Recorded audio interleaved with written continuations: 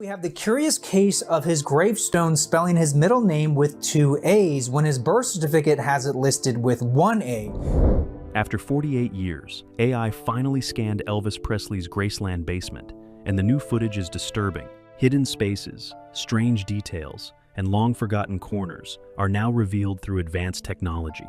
What did the cameras truly uncover beneath the king's home? Could this change what we thought we knew?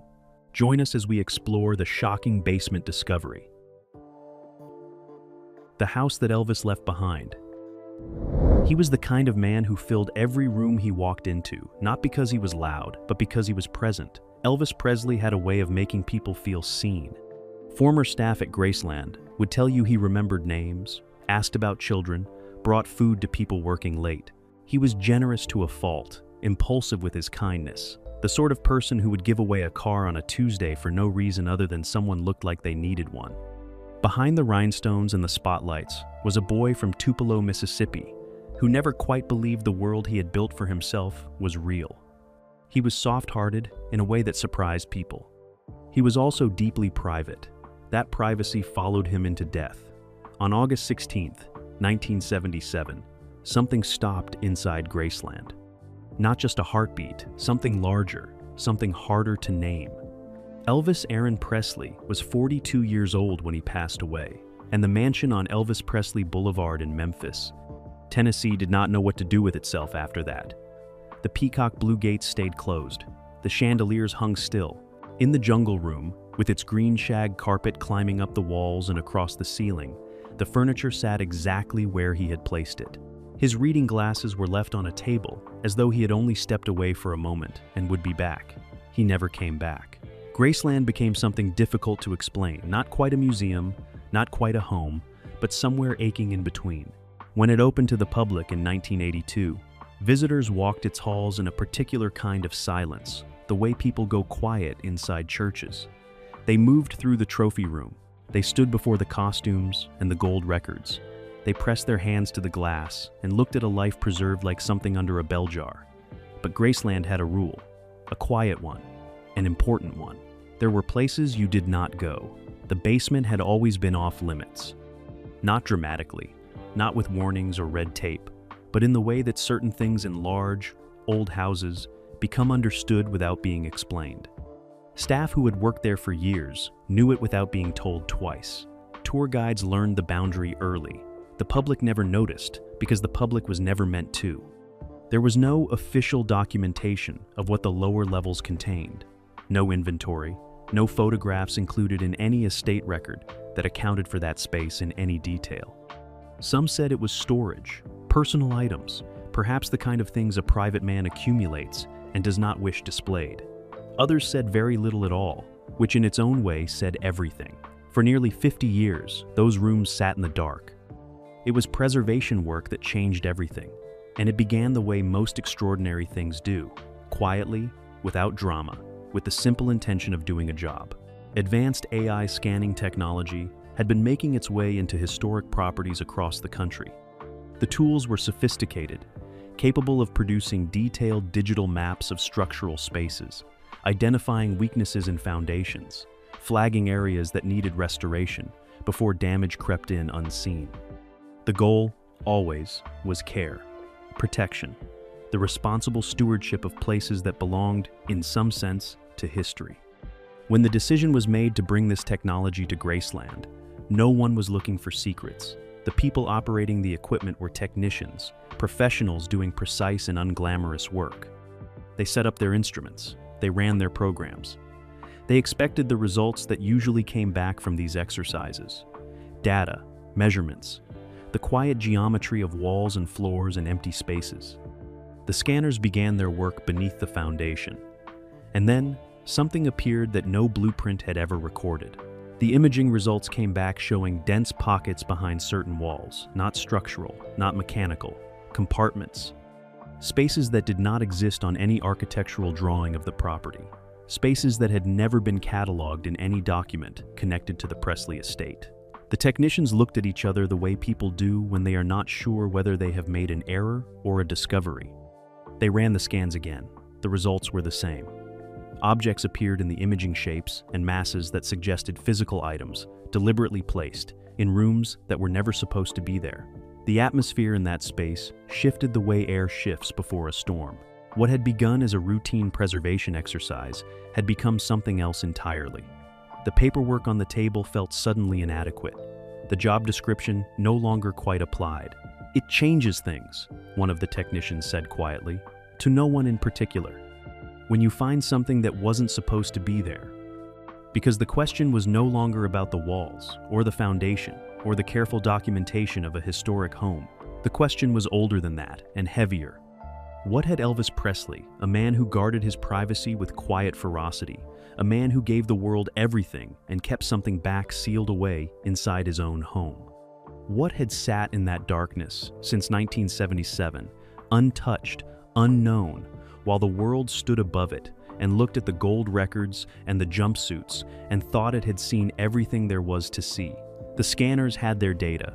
The compartments were real. And Graceland, that great, strange, velvet-covered monument to a man the world thought it knew completely, had just proven that it still had something left to say. The room that time forgot. He never liked being alone, and yet he spent the last years of his life more alone than anyone around him fully understood. That was the contradiction at the center of Elvis Presley, a man built for connection, for warmth, for the electric current that ran between him and another human being, who had somehow ended up sealed inside a life so large it had become its own kind of isolation. People who worked close to him in those final years describe a man who still laughed easily, who still reached out, who would sit with someone in the kitchen at 2 in the morning just to have company. He was not cold. He was never cold. But there was something behind his eyes in those later years that the people who loved him recognized and did not know how to touch a tiredness that went deeper than sleep could fix. He carried things quietly. That much was always true. What no one knew was how, literally. The decision to send a physical team into the basement was not made quickly. The AI imaging results had been reviewed carefully, passed between people who understood both the weight of what they were looking at and the responsibility that came with it. Graceland was not simply a property, it was a trust. And whatever was down there had been left alone for a reason, whether that reason was grief or intention or something else entirely. No one yet knew. When the small, authorized team finally descended those stairs, they did so in the particular silence of people who understand they are stepping somewhere significant. The air hit them first. Heavy, still, carrying the particular quality of a room that has not been breathed in for a very long time. Dust had settled across every surface in a fine, even layer, undisturbed, a kind of record in itself, proof that no one had been here, that the years had simply stacked themselves on top of one another and waited. Old crates lined the walls, wiring, outdated and dark, ran along the ceiling. The space looked at first exactly like what people had always assumed it was: storage, personal effects, the accumulated weight of a life. But then one of the team members pulled out the AI-generated map and held it against the physical space in front of them. Something did not line up. The room they were standing in was not the whole room. The dimensions were wrong, not dramatically, not in a way that would have been obvious to someone simply walking through, but measurably, undeniably wrong. There was more space behind the far wall than the room accounted for. Someone had designed it that way. This was not accidental. A concealed section, built behind reinforced paneling, requiring both knowledge and intention to find, had sat inside Graceland for decades without anyone who was still living pointing them toward it. They found the seam in the paneling. They found the way in. What was inside had been wrapped carefully, not hastily, not carelessly, but with the deliberate attention of someone who wanted these things to last.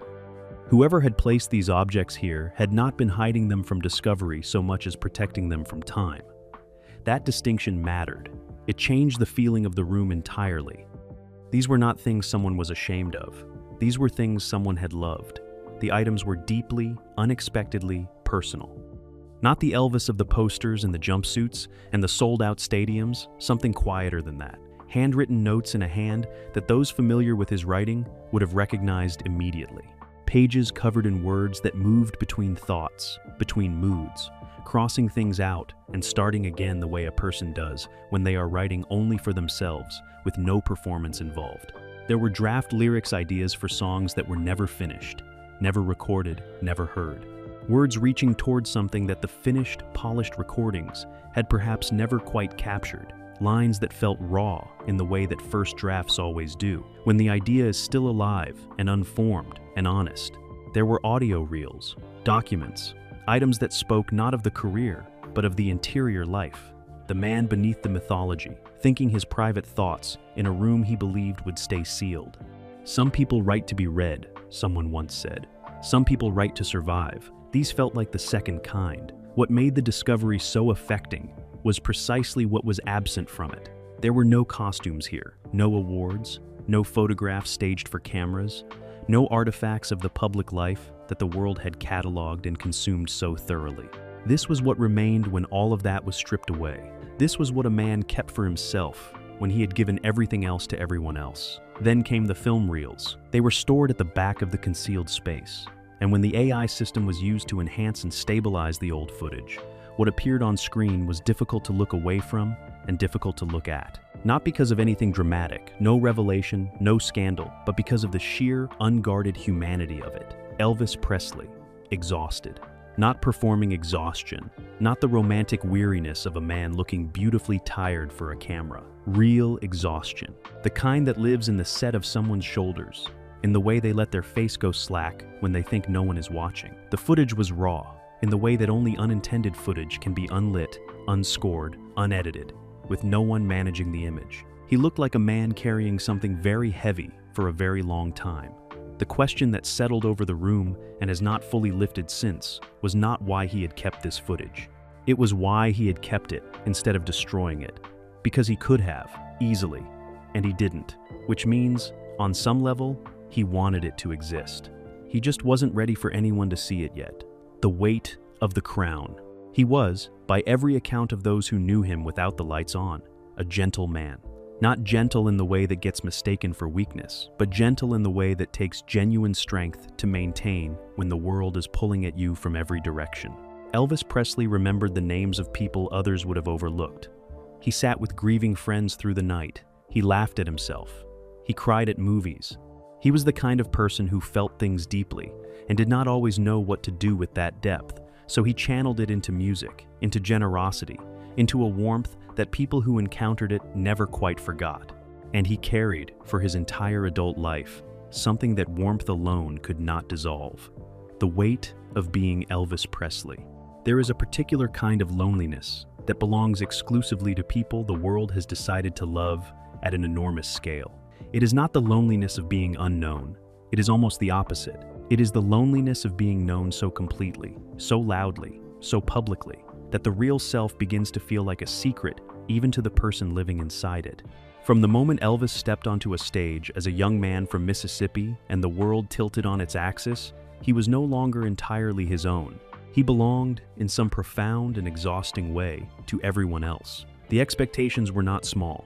They were total. Every room he entered carried the silent demand that he be the thing people had come to see. The energy, the charisma, the voice, the presence that had defined a generation. And he delivered. For decades, in sickness and in health, in grief and in confusion, he delivered. What the hidden footage captured was what happened when the delivery was done. Graceland had always been, on the surface, a busy place. Staff moved through its rooms. The Memphis Mafia, the close circle of friends and associates who surrounded Elvis, filled the halls with noise and activity. There were always people, always movement. By most outward measures, Elvis Presley was never alone. And yet the enhanced footage, stabilized now by AI processing that could pull detail from images too faint and too damaged to read clearly before, told a different story. Not a dramatic one. Not a story of crisis or collapse. Something quieter, and in its quietness, more affecting. Long pauses in rooms that should have felt lively. A man sitting very still in a space designed for retreat, his expression carrying something that had no name in the language of performance, because it was not performance at all. It was a man thinking thoughts he had not prepared for an audience.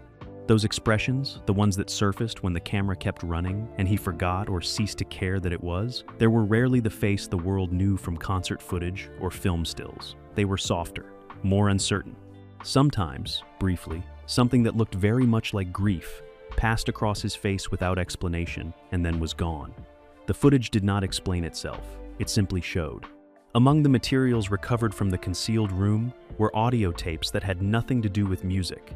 No instrumentation, no vocals rehearsed for a record. These were something else, personal recordings. A man speaking into the quiet, apparently for no audience other than himself, and whatever future he was willing to imagine. When the AI audio software filtered out the degradation of decades and clarified the speech, what emerged was calm.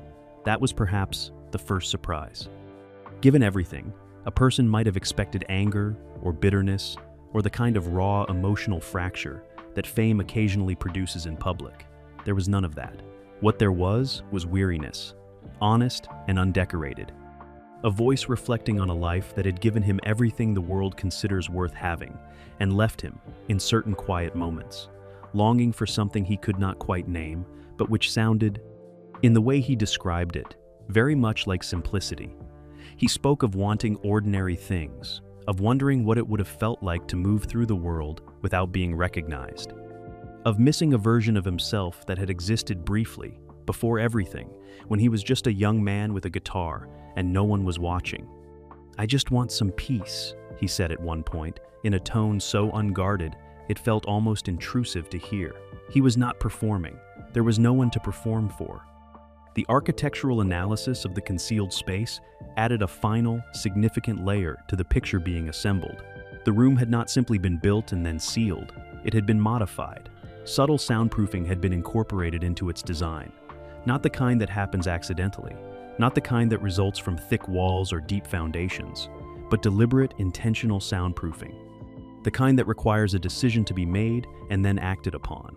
This room had been built to contain sound, to prevent it from traveling outward, which meant it had been built so that what happened inside it stayed inside it entirely. It was not storage space repurposed as a retreat.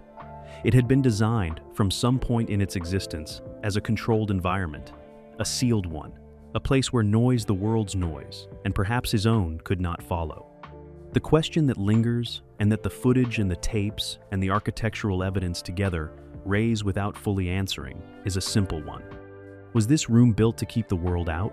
Or was it built to keep something in the doubt, the exhaustion, the private weight of a public life, so that he could walk back upstairs, straighten himself, and be the king again for whoever was waiting? Both answers, honestly, are heartbreaking. What the silence was keeping. He was never what the posters suggested. That is the thing about Elvis Presley that tends to get buried beneath the iconography, beneath the white suits and the curled lip and the name printed in letters, large enough to read from the back of an arena. The real man, the one that people who actually knew him describe when they speak carefully and honestly, was someone far softer than the legend allowed. He was a person who felt things at full volume, who wore his heart in a way that made him vulnerable and generous in equal measure. He worried about people. He prayed. He read voraciously theology, philosophy, books about the nature of the soul and the meaning of suffering, not because it was fashionable, but because he genuinely wanted to understand what life was for. He was also, and this matters enormously to everything that followed, a person who kept things, not in a hoarding sense, not out of sentimentality alone, but in the way that certain deeply interior people accumulate the evidence of their own inner life because they have no other place to put it. He could not always say what he felt. The world had decided what Elvis Presley was supposed to feel, and there was very little room inside that decision for doubt or fatigue or the ordinary human ache of wanting something different from what you have. So he wrote it down, he recorded it, he sealed it away, and for 48 years, it waited. What the AI scanning technology uncovered beneath Graceland was not, in the end, what anyone might have imagined during those decades of rumor and closed doors and quiet instructions to leave certain spaces alone. There were no dramatic revelations waiting in that sealed room, no scandals constructed and hidden with calculated precision. What was there was something that required a different kind of courage to face. Not the courage of confronting something monstrous, but the courage of confronting something true. A private archive, assembled by a man who was, in the most fundamental sense, overwhelmed, not broken, not destroyed, but genuinely and consistently overwhelmed by the scale of what his life had become, The handwritten notes, the unfinished song drafts, the personal audio recordings, the film footage that no one had ever been meant to see taken together, they formed a portrait that the official history of Elvis Presley had never quite managed to paint.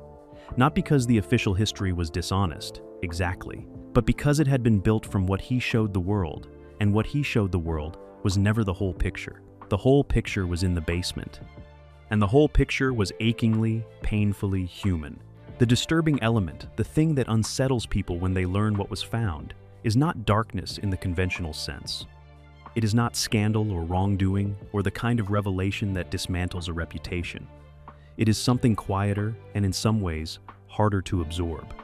It is the sight of a man the world dressed in mythology, revealed in private as someone who struggled with the very same things that ordinary people struggle with every day: doubt, longing, exhaustion. The gap between who you are and who everyone needs you to be. There is something deeply disturbing about recognizing yourself in a legend. It closes a distance that perhaps we preferred to keep open. The question of why it stayed hidden for 48 years does not have a single clean answer, and anyone who offers one is probably being too tidy about something genuinely complicated. Part of the answer is grief. When Elvis passed away in August of 1977, the people left behind were not in any condition to make careful, considered decisions about what to do with a concealed room full of materials they may not have fully understood. They were grieving. They were overwhelmed in their own right. And so they did what grieving people often do with things they cannot face. They left them alone and told themselves they would return to it later. Later became years. Years became decades. A decision never made became, eventually, a tradition. Part of the answer is legacy.